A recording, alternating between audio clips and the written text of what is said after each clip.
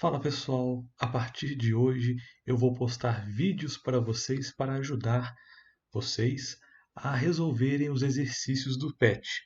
O nosso assunto atual é o solo, né? A gente vai falar hoje um pouquinho sobre a formação e sobre os tipos de solo, tá? Como vocês podem ver nessa imagenzinha aí, o solo ele é muito importante para a manutenção da vida, né? É no solo que nós encontramos, por exemplo, os vegetais que servem de alimento para animais herbívoros. Então, um solo equilibrado, ele é muito importante para o equilíbrio de um ambiente de forma geral. Tá? E vamos entender um pouquinho como que o solo é formado. Antes disso, olha só como que ocorre o crescimento de uma planta dentro do solo.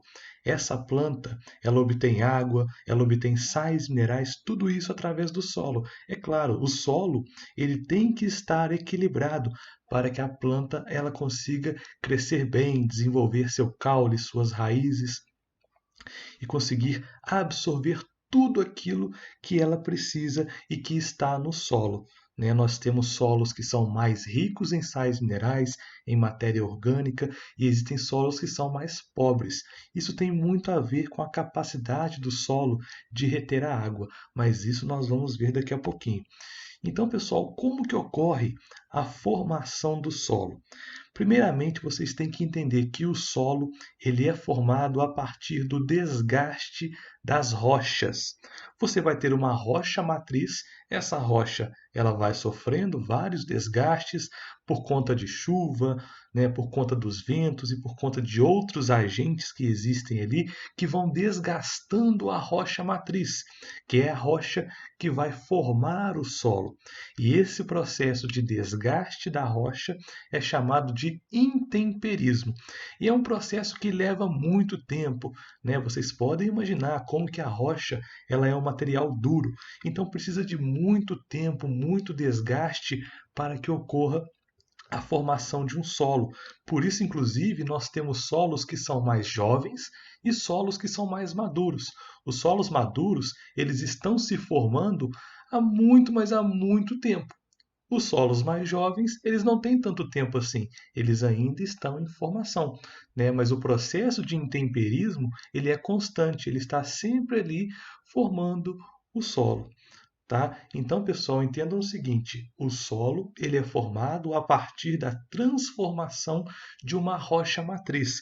Inclusive, o tipo de rocha matriz que está ali vai determinar como é aquele solo. Tá? E isso é muito importante que vocês entendam também. E através desse gifzinho rápido aqui, eu posso mostrar para vocês como que um solo ele vai sendo formado. A rocha foi desgastando e com os milhares e milhares e milhares de anos, o solo foi sendo formado. E como vocês podem ver também, o solo tem várias camadas diferentes. Algo que nós também vamos ver daqui a pouquinho. Mas primeiro, vamos entender algumas das características do solo. A primeira delas é a permeabilidade. A permeabilidade, pessoal, é a capacidade da água entrar no solo. Um solo mais permeável, a água entra com muita facilidade.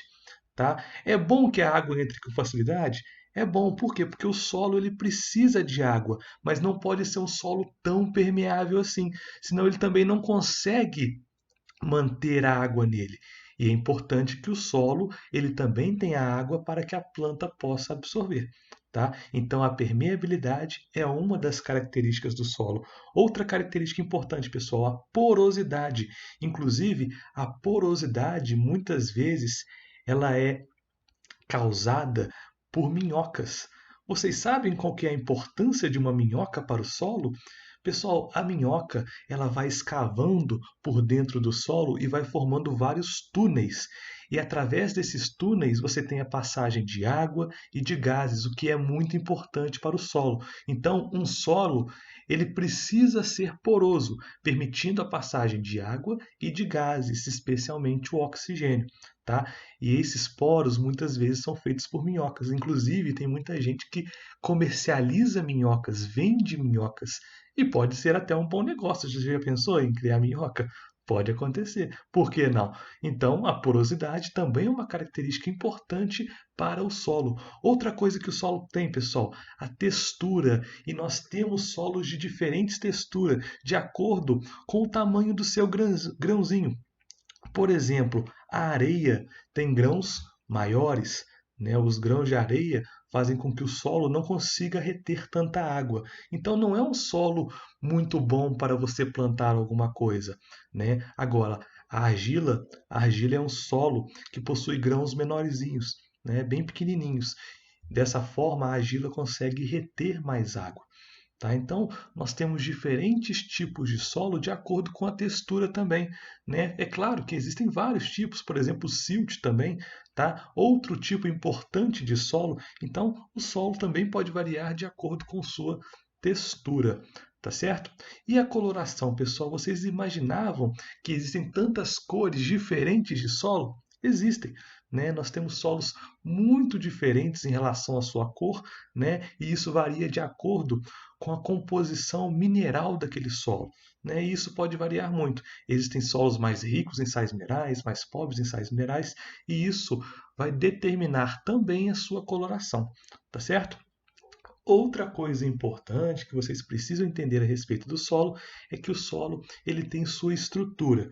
E sua estrutura ela é dividida em várias camadas. Cada camada do solo a gente chama de horizonte. O primeiro horizonte lá em cima, né, ele é chamado de horizonte orgânico. É um horizonte, pessoal, com mais matéria orgânica. Por quê? Porque na medida em que os seres vivos forem morrendo, essa matéria orgânica vai ficar lá em cima, na parte mais superior do solo. E aí, na medida em que você vai descendo, você vai tendo outras constituições, outros horizontes. Tá? Por exemplo, esse segundo horizonte aqui, ele ainda é rico em matéria orgânica, só que ele também possui uma grande quantidade de sais minerais e água, ou seja, uma grande quantidade de matéria inorgânica. Tá? E aí, na medida que você vai se aproximando da rocha matriz, você vai tendo um solo com mais componentes dessa rocha matriz. Um solo com menos matéria orgânica e um solo com mais materiais da rocha matriz. Tá certo, pessoal? O meu objetivo com esse vídeo não era explicar absolutamente tudo o que vocês precisam saber.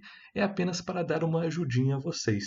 Eu pretendo toda semana postar um vídeo para ajudar vocês com o conteúdo do PET. Tá certo? Então, um abraço para vocês e a gente se vê no próximo vídeo.